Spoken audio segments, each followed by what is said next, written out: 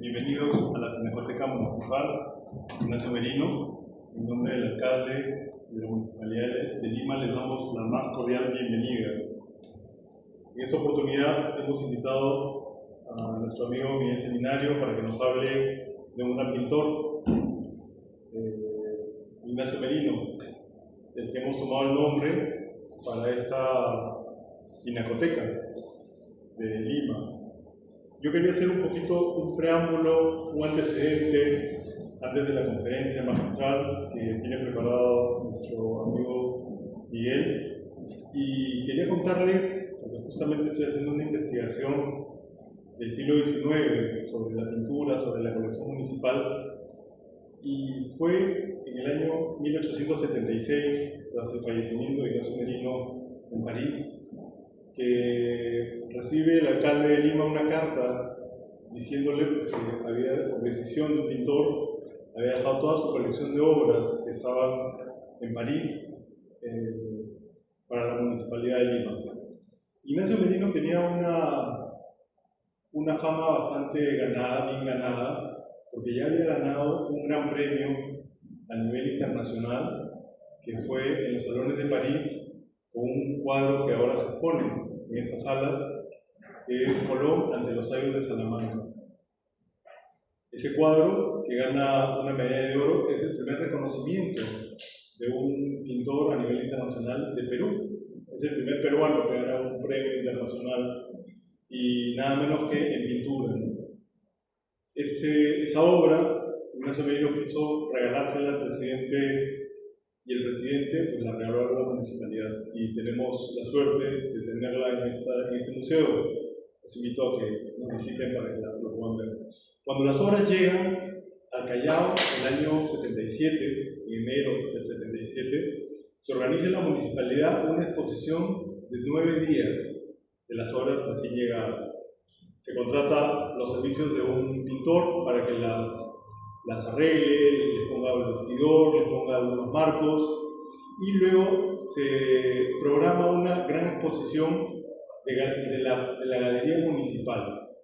Fue un evento bastante importante y se inaugura justamente un 29 de julio de 1877 en el Palacio de la Exposición, que se había inaugurado el año 1872 con la Exposición Nacional, el actual edificio ese donde actualmente funciona el Mali. Era un parque muy bonito, con un zoológico, con una laguna. Era el lugar de esparcimiento y cultural de Lima, ¿no? Y ahí se organiza una exposición con algunos cuadros de Ignacio Merino, pero sobre todo se expone ahí una galería de alcaldes por primera vez, y también se expone unas obras que son prestadas por distintos personajes, ¿no? Algunos de ellos donan esas obras. Entre ellos está un empresario, Enrique May, que había hecho el ferrocarril, tengo entendido, era un hombre muy rico, y dona 2 obras de gran formato de Ignacio Merino pues, a la colección municipal, ¿no? El alcalde, a raíz de esta donación, pues, se ve que no se esperaba, es una cosa inmensa, o sea, es un empujón hacia la cultura. Decide en la municipalidad fundar lo que sería la Escuela de Dibujo y Escultura Municipal. Junto a esa escuela de dibujo y pintura municipal deciden hacer una galería de pintura y ubicarlos en lo que actualmente es la Biblioteca Nacional, que era pues, el antiguo colegio, ¿no? de los jesuitas en Abancay. Ahí se instala esta escuela de dibujo, que era la única que había en ese momento, pero lamentablemente pocos años más tarde viene la guerra con Chile, y la municipalidad ya no puede financiar esa escuela y seguir con la galería, y le entrega la administración al gobierno central. La historia pues, tiene sus altibajos, porque viene la guerra con Chile, Lima es sitiada, y gracias al alcalde de entonces, César Canevaro, pues esconde las obras en distintos lugares. En el año 1885, en los archivos históricos de la municipalidad, en la biblioteca municipal, la que está en el Palacio Municipal, pues cualquiera puede pedir el informe, ¿no? Las cartas, y ahí se pueden ver unas cartas de Ricardo Canevaro, hermano del alcalde, en el año 1885, que le dirige al alcalde de turno de Lima y le dice: en un almacén, en un banco en el Callao, hemos encontrado 49 cuadros, posiblemente escondidos por mi hermano César Canevaro, para que no se los roben los chilenos. Y el alcalde pues, decide que manden por ellos y que los manden junto con la colección que estaba en la galería en ese entonces municipal en la Biblioteca Nacional. Ricardo Palma le responde al alcalde, le dice que gracias por que ya recibió los cuadros, los 49 cuadros, que esos cuadros completaban la colección de 30 cuadros de incas que tenía la municipalidad, ¿no? De retratos de incas, junto con más o menos 45 retratos de virreyes que tenía la municipalidad, junto con otros cuadros. El siguiente inventario que se da en la municipalidad, que incluso es publicado en el diario El Comercio, un 4 de enero de 1893, pues da cuenta de la colección ya de Ignacio Merino dentro de la colección y de una serie de obras espectaculares, entre ellas también los cuadros, como los 4 cuadros de Lazo, que también están en esta galería, y los funerales de Atahualpa, ¿no? Que fue un cuadro importante. Y bueno, continúa la historia, pero quiero pues transmitirles esa alegría que seguro sintieron los limeños, ¿no? Cuando recibieron los cuadros de Ignacio Merino, que era un gran pintor radicado en París, nada menos, que era la cuna del arte, que había triunfado, ¿no? Que había triunfado con este premio que le habían dado, y que nosotros pues, teníamos el honor de guardar su legado. Les cuento que el año pasado se comunicó conmigo una piurana, estudiante de un doctorado en París, y ella pues había ido, desde que llegó a Piura, a París a estudiar, fue al cementerio, ubicó dónde estaban los restos de Ignacio Merino, y vio que estaba lleno de maleza. Habló con el ayuntamiento de París para que le dé permiso para limpiarlo, le dieron permiso, y junto con otros peruanos y algunos de la embajada, pues hicieron un día una limpieza manual, ¿no? de la piedra, y nos mandaron las fotos y pusieron la bandera, hicieron una pequeña ceremonia, ¿no? En conmemoración justamente este año por su fallecimiento.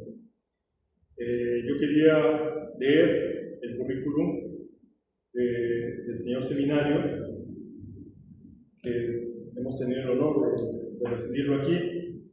Miguel Arturo Seminario Ojeda, sociólogo, historiador, museólogo y docente, universitario responsable del Museo Electoral y de la Democracia del Jurado Nacional de Elecciones, numerario del Centro de Estudios Históricos Militares del Perú, miembro fundador de la Asociación Cultural Tayán, autor de 14 libros de historia regional y de historia de la democracia. Quiero darle la palabra al regidor Gustavo Bayón para que nos dirija unas palabras en nombre del alcalde.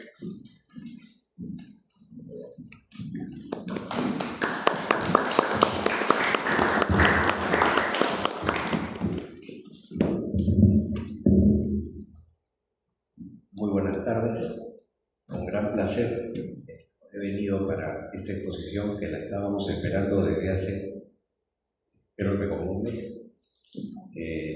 Mi amigo Miguel Arturo Seminario, Tayán, así como Ignacio Merino, familias piuranas, también nuestra teniente alcaldesa es piurana, ¿no? Así que con mucho placer de parte de nuestro alcalde, pues iniciamos esta exposición que él estaba esperando, como digo, porque parte muy importante de nuestra pinacoteca es el inicio de nuestra pinacoteca, y los cuadros de Merino son cuadros que he revisado uno por uno varias veces. Solamente voy a hacer un comentario. Mucha gente ve el cuadro con el que gana en París el primer premio, el de Colón exponiendo ante los sabios de Salamanca. Mucha gente piensa los sabios de Salamanca pensaban que la Tierra es plana, nada más falso. Toda la gente culta en Europa y desde Mesopotamia sabía que la Tierra era redonda, y en la medida de la Tierra la tomaron con mucha precisión sabios de la Biblioteca de Alejandría, más o menos cercanos a la época de Cristo. Y el problema que tuvo Colón, porque tuvo un error, es que es por eso que los sabios le discutían. Colón tenía la medida de la Tierra un tercio más chica. O sea, él pensaba que iba a llegar a la China, porque si la Tierra era más chica en conjunto, sabían la distancia de la Tierra desde Europa por el otro lado y pensaron que estaba mucho más cerca. ¿Por qué se equivocó? Probablemente el cartógrafo florentino que le da la medida debe haber cambiado mal la medida de las unidades griegas con las que midieron originalmente a las unidades latinas, de las unidades antiguas a las más modernas, y es por eso que tenía un mundo más pequeño. Los reyes de Portugal sabían que por ahí no se iba a llegar. Felizmente encontraron América. Felizmente en España, por otro lado, en Castilla, la reina Isabel la Católica tuvo el empuje para aceptarlo y no sabía de ese error. Y es por eso que, digamos, por una casualidad, encuentran nuestras tierras, América. Bueno, con eso damos pase a la conferencia de don Miguel Arturo Seminario. Muchas gracias.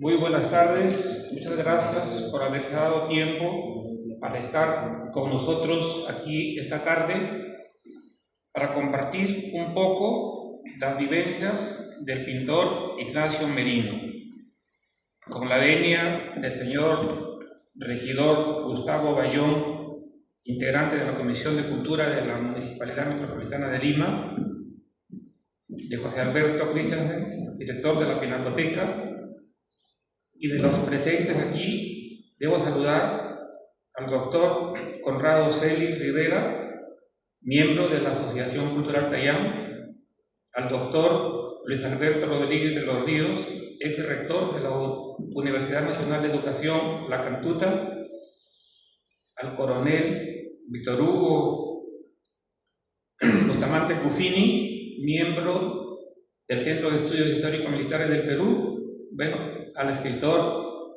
Gonzalo Higueras Cortés, y a todos los que se han dado cita y tiempo para estar acompañándonos esta tarde, que está mezclada entre peruanidad y piuranidad.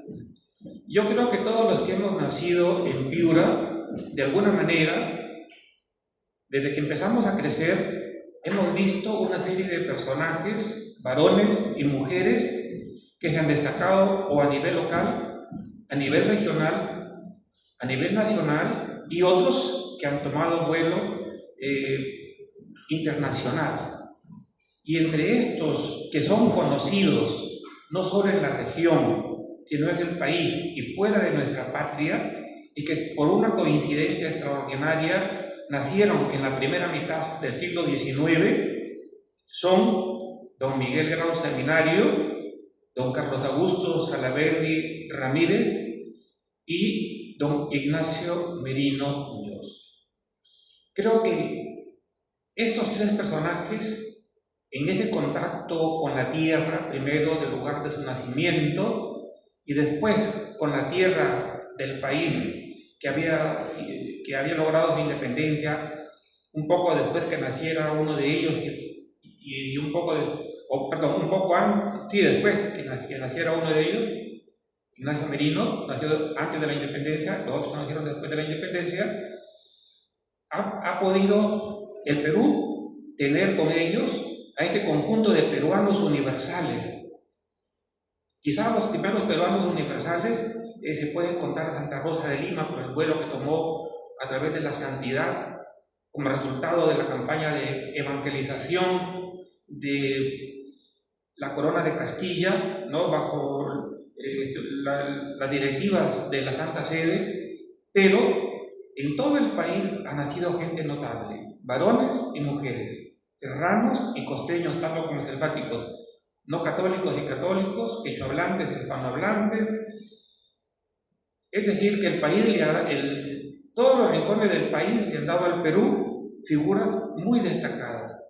Y hoy estamos evocando a la figura de Ignacio Merino, porque hace poco, como se mencionó, se cumplieron 150 años de su fallecimiento.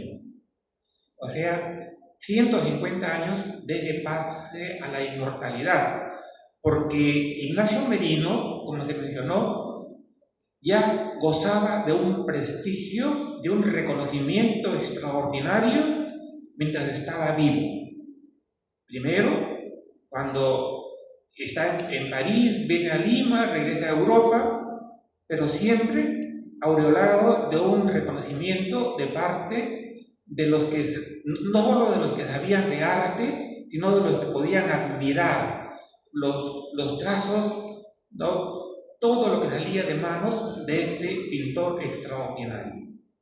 Pero se ha mencionado también que nació el 30 de enero de 1817 en San Miguel de Piura. En esa ciudad que estaba acrisolada con los blasones de ser la primera ciudad que se fundó en el Pacífico Sur. Antes del 15 de agosto de 1532 no se había fundado una ciudad en el Perú ni en toda la parte de Sudamérica en el lado del Pacífico. Había otras en el lado del Atlántico, pero San Miguel de Piura, el lugar de nacimiento de Ignacio Merino, fue la primera de las ciudades hispanas fundadas en el Pacífico Sur. Pronto se cumplirán 500 años, en el 2032. Con toda seguridad, entre las figuras que se va a evocar que han nacido en esa tierra está la de Ignacio Merino. Pero yo siempre que he leído los libros, Juan Manuel Ugarte Lespuro, Natalia Magluf, la Municipalidad de Lima publicó también este libro en la Munilibro número 9 de Ricardo Kusonoki Rodríguez. Siempre nos dicen que la familia de Ignacio Merino es trujillana totalmente. Sin embargo, los estudios del genealogista Ezio Garay Arellano y de Isabel Ramos Seminario demostraron que el padre de Ignacio Merino está entroncado fuertemente con la Piura de la Conquista, con la Piura que comienza en el siglo XVI, porque ahí tanto Ezio Garay Arellano como Isabel Ramos Seminario, una genealogista destacada en congresos internacionales de genealogía, dieron a conocer lo siguiente, ¿no? Con respecto a los padres o a los antepasados de Ignacio Merino por el lado paterno, y es que su padre, ¿no?, descendía de don Luis de Saavedra, que era maestre de campo español, que casó en Piura con Tomasa de Fuentes. Era un padre de doña Micaela de Saavedra y Fuentes, nacida en 1692. Esta Micaela contrajo matrimonio en 1710 con Diego de Mesones y de la Portilla, hijo de Diego de Fuentes y Mesones y de María Antonia de Quevedo Hoyos de la Portilla y Santa Cruz. Diego y Micaela fueron padres de Francisca de Mesones de la Portilla Saavedra de Fuentes, casada con Sebastián de Arrieta y Riborrones, bisabuelo de Ignacio Merino, porque recordemos que los padres del pintor fueron don Clemente Merino y Arrieta y doña María Micaela Muñoz de Ostolaza, Cañote y Ríos. Entonces, la piuranidad de Ignacio Merino no solo está por el lugar de su nacimiento, en la ciudad, ¿no?, sino que las raíces paternas del pintor estaban fuertemente entroncadas con el corregimiento de Piura, después su delegación. De manera que hoy que buscamos este hilo conductor hacia el pasado para entender la ligadura y el por qué brilla este personaje a nivel internacional, indudablemente que no podemos dejar de mencionar a la ciudad de su nacimiento. Su padre era juez real, subdelegado y comandante general militar de Piura cuando nació Ignacio Merino. Recordemos que él nace en 1817 en un momento de tensión para las autoridades realistas, porque la efervescencia de la separación política era ya un común denominador en todas las Américas, y en el caso peruano, como lo constataron los enviados del general San Martín, había una fuerte voluntad por la independencia, por la emancipación, autogobernarse, porque ya por la reversibilidad del poder a los pueblos se había entendido que habíamos crecido lo suficiente y no había necesidad de una guerra para alcanzar la independencia. Sin embargo, el no reconocimiento de las autoridades hispanas hizo que se generara esta guerra por la emancipación. Lo cierto es que el papá se desempeñaba con ese cargo cuando nació Ignacio Merino y le tocó recibir en Paita a las fuerzas del regimiento infante Don Carlos. Eso lo ocurrió cuando Ignacio Merino estaba de un mes de nacido y el papá tuvo que trasladarse a Paita. Ustedes se imaginan en ese momento en una ciudad que tenía 7.000 habitantes y conseguir los bastimentos y toda la logística para lo que requería un regimiento tan numeroso. Al comienzo el niño se privó de las atenciones del padre por el cumplimiento de sus deberes, pero el juez subdelegado real, don Clemente Merino, si al comienzo tiene una marcada inclinación realista, eso lo he leído en las cartas que escribe don Clemente Merino al intendente de Trujillo y lo que le escribe al propio virrey. Entonces, todo eso nos permite entender que al comienzo don Clemente Merino y Arrieta era realista, o sea, estaba de parte de las decisiones que emanaban de quienes controlaban el poder político y la dinámica de todo el virreinato. Sin embargo, el general San Martín había enviado una serie de espías o insurgentes, como le decían los realistas, y estos insurgentes que sembraron o multiplicaron el sentimiento de patria, no sé exactamente cuál de ellos, pero hay noticias de que llegó un insurgente, o sea, alguien enviado por el general San Martín disfrazado de sacerdote y que tiene contacto con don Clemente Merino. Y esto y todos los pasquines y todo lo que amanecía pegado en la iglesia matriz de Piura, hoy catedral, fue quizá inclinando la voluntad del padre del futuro pintor Ignacio Merino a tomar una decisión por la independencia. En 1820 lo vemos a don Clemente Merino participando hay una especie de motín en la Sierra Piurana, en un lugar que se llama Huarmaca, y ahí va el juez subdelegado, pero como lo denunciaron un conjunto de realistas ante el intendente, el subdelegado está haciendo honor a su nombre. Ha sido clemente con los que debió juzgar con rigurosidad.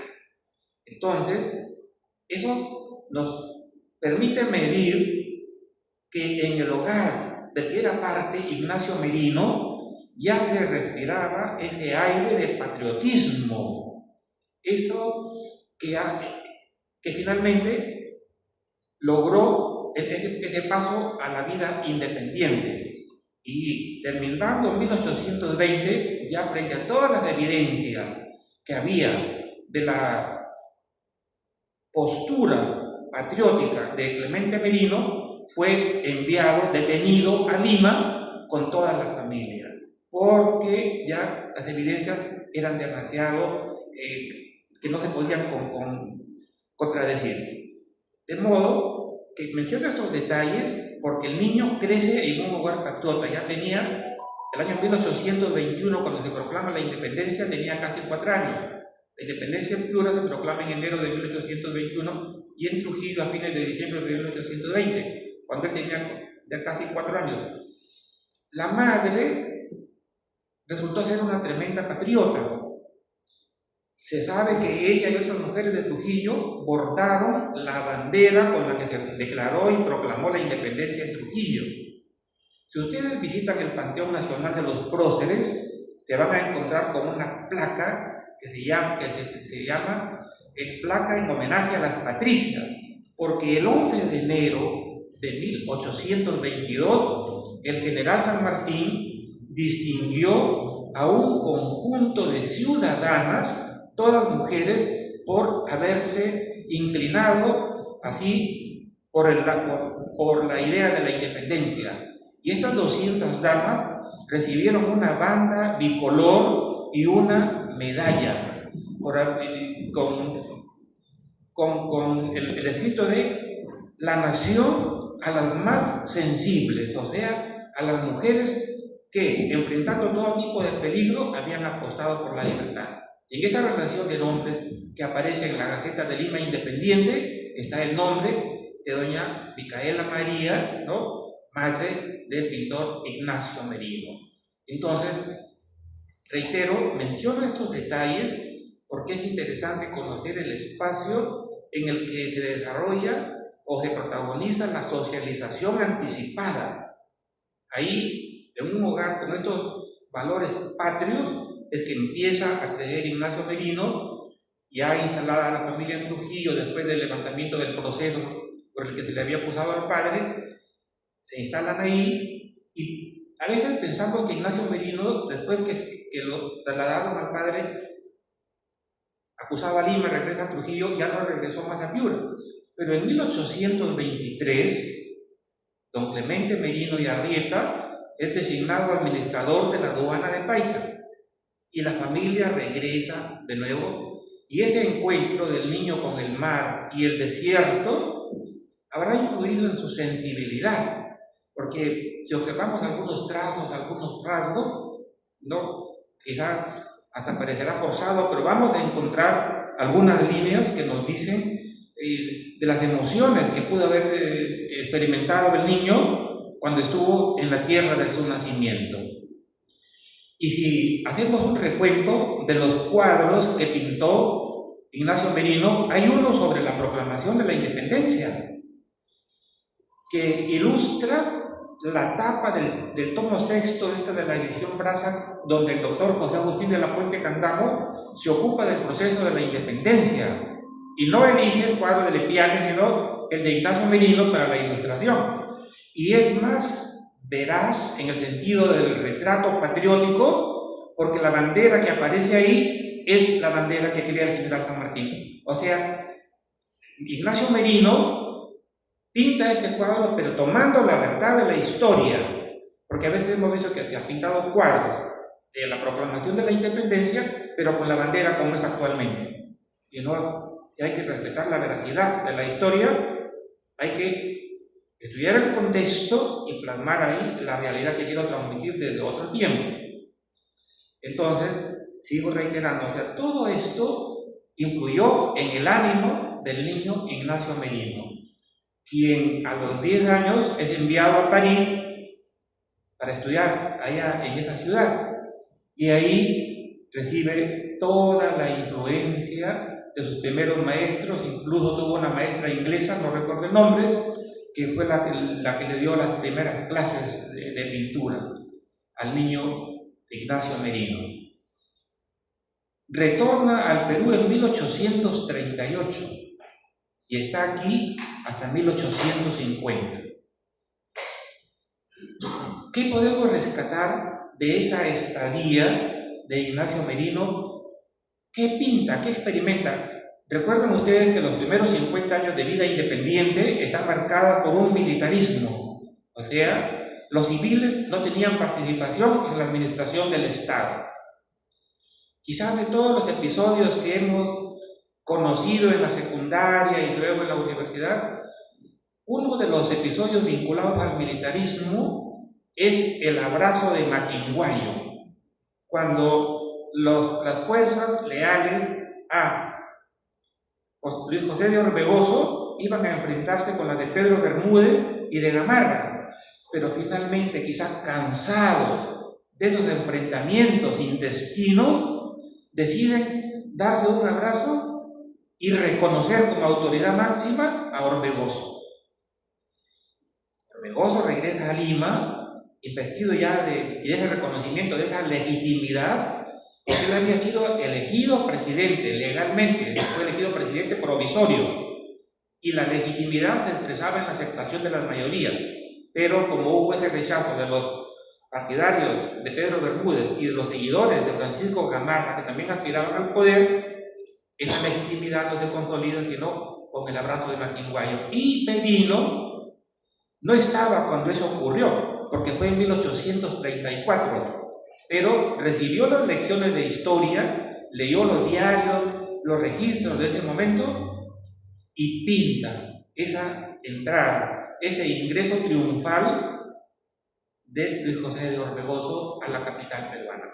Por eso, si vamos viendo, yo no soy especialista en historia del arte, por eso el nombre que se ha dado a mi exposición no tiene que ver con las corrientes de pintura que influyeron en Ignacio Merino, sino en el estudio del entorno social, vinculando su trabajo de pintor con esta pintura histórica que permite retratar algunos momentos de la historia del Perú y también acontecimientos que se vinculan con la historia de América. Si ustedes han visto alguna vez el cuadro de Pizarro ingresando al Mar del Sur, probablemente, no sé, pero lo pueden buscar, googlear en internet y se van a encontrar con ese magnífico óleo, ¿no?, de Pizarro tomando posesión del Mar del Sur, del Océano Pacífico, a nombre de la Corona de Castilla.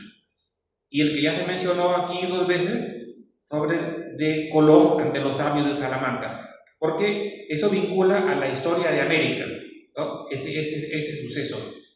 Y el otro con la historia también del continente. Lo cierto es que Ignacio Merino vivió un tiempo, mientras estuvo aquí, de convulsiones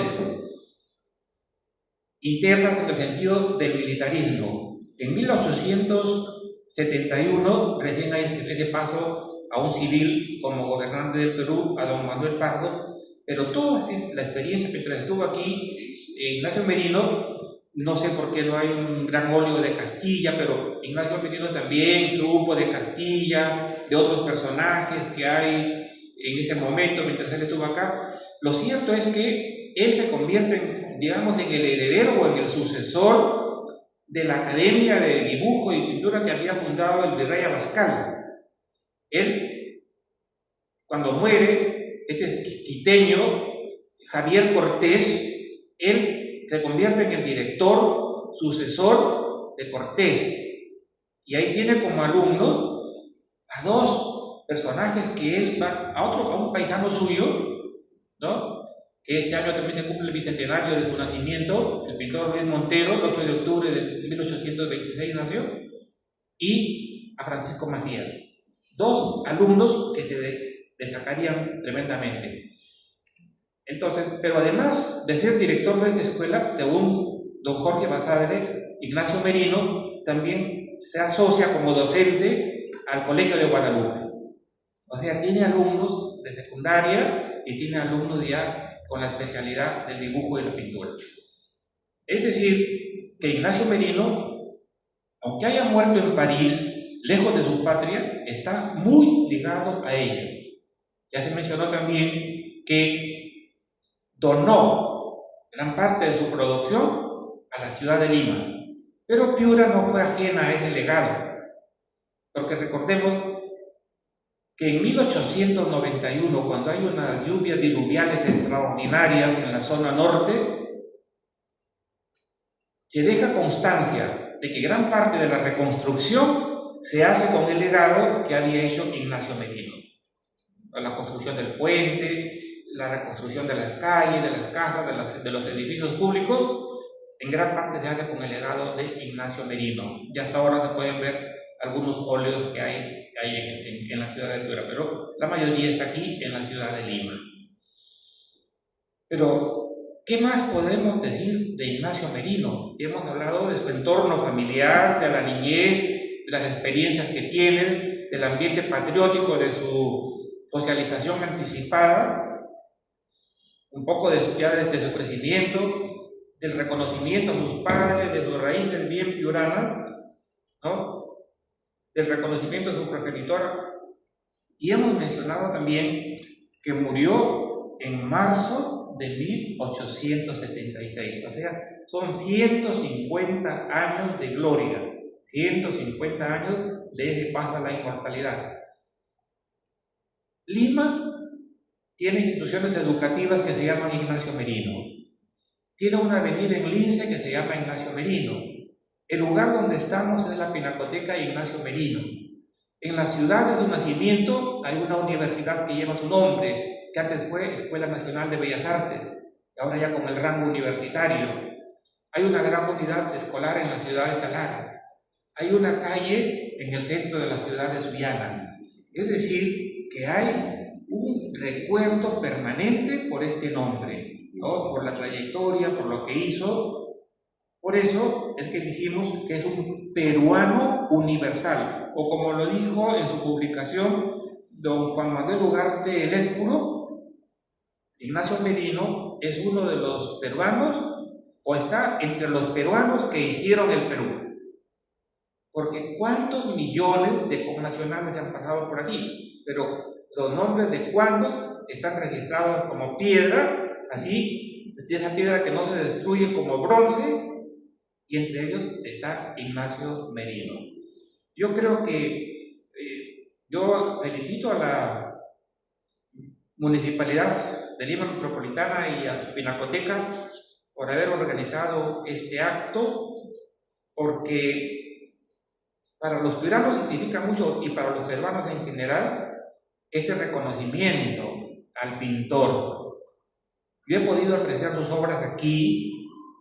Recuerdo que cuando fue el bicentenario del nacimiento, el 2017, se hizo un gran acto en la ciudad de Piura y también en Sullana. Y de la Pinacoteca de Lima, Ignacio Merino de la municipalidad, fue una expositora y en el Club Grau dio una charla por el bicentenario de su nacimiento. Hoy, el ser bicentenario de su paso a la inmortalidad pasó desapercibido en Piura.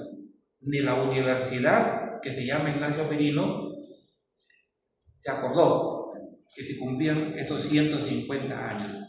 Lo cierto es que si nos detenemos a leer a Alberto Tauro, a Ugarte Chamorro, a Ricardo Kusonoki, ¿no? A Elio Garay Arellano, que ya lo mencioné aquí, a Isabel Ramos Seminario o a Chisman, cuando habla de Valdelomar en Piura, ahí podemos ver el reconocimiento temprano que tiene Ignacio Merino.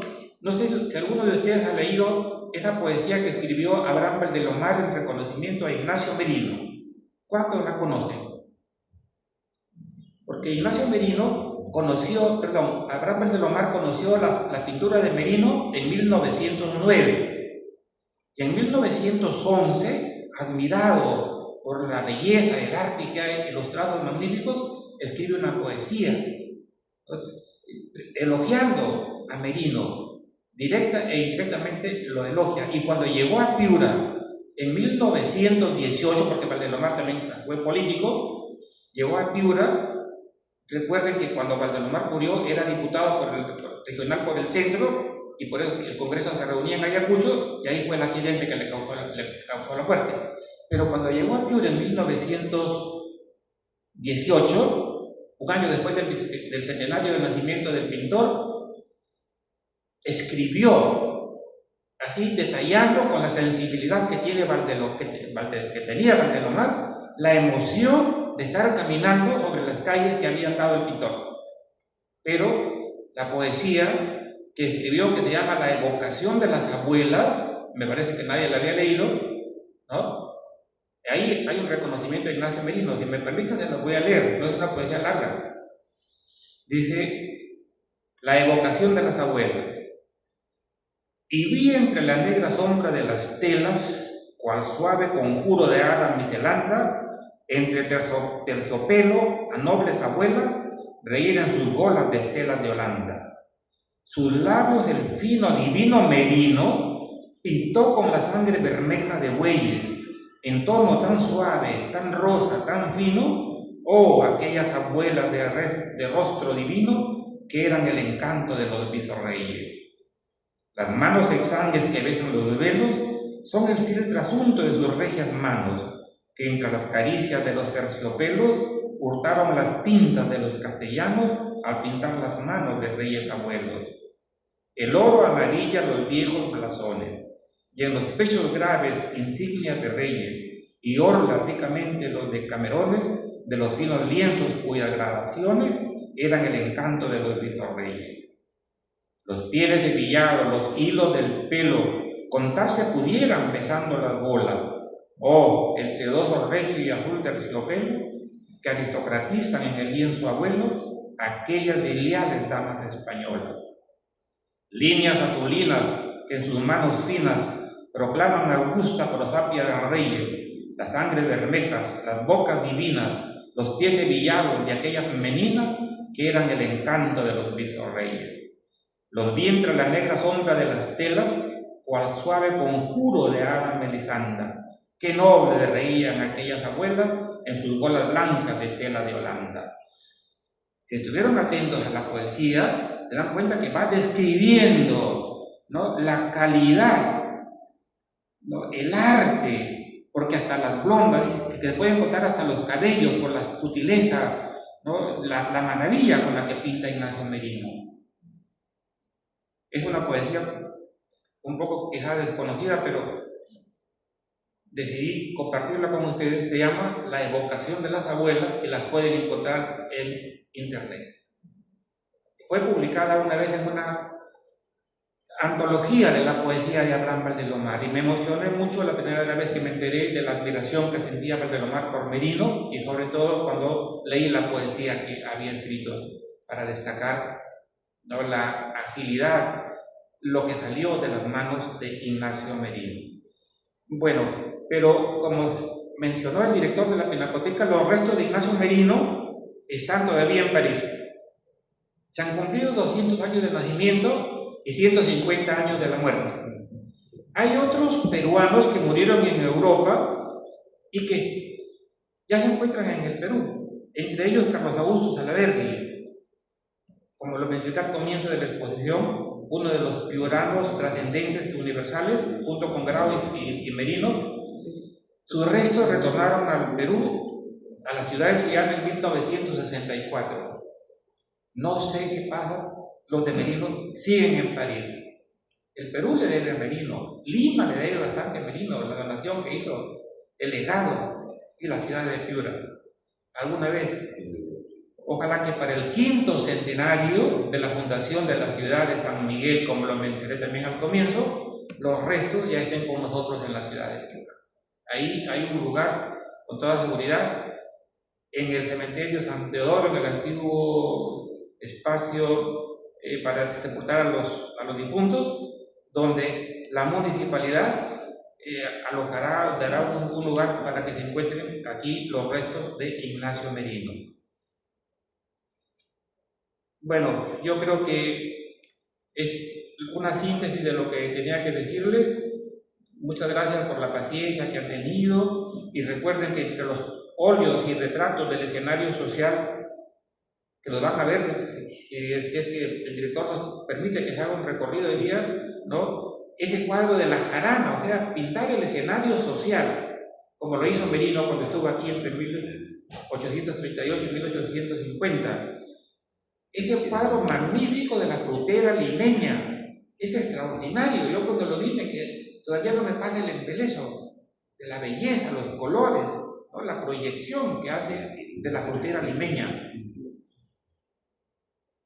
Y bueno, ya lo he mencionado también del emperador Carlos V, que tiene que ver con nosotros, pero los óleos de San Martín de Porres y de Santa Rosa de Lima también pueden verlos, son extraordinarios.